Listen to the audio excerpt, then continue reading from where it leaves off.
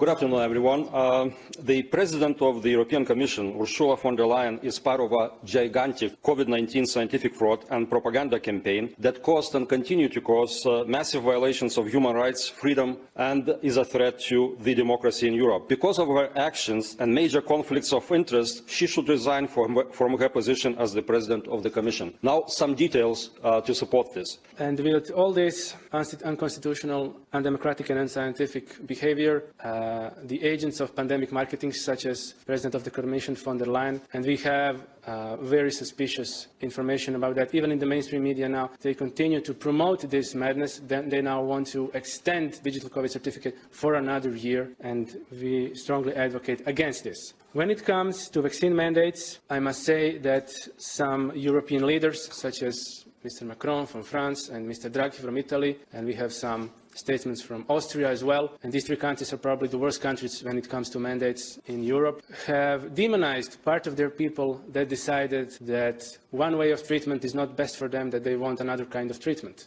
They ostracized part of their people that simply want to exercise their human rights, their rights to be informed, rights to informed consent, and rights to choose their own therapy. We condemn this, and we simply cannot believe that something like this is happening in Europe in the 21st century.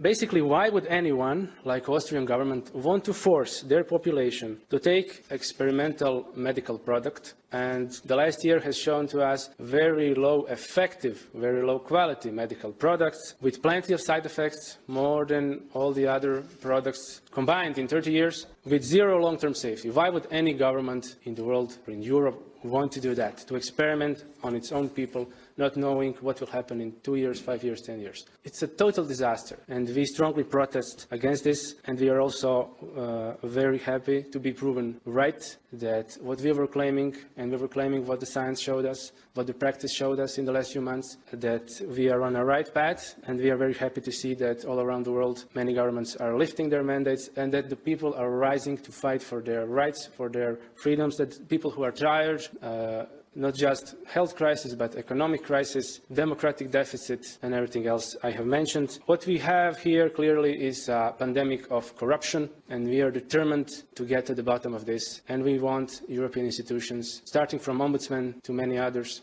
to make full investigations. And what we need in Europe is accountability.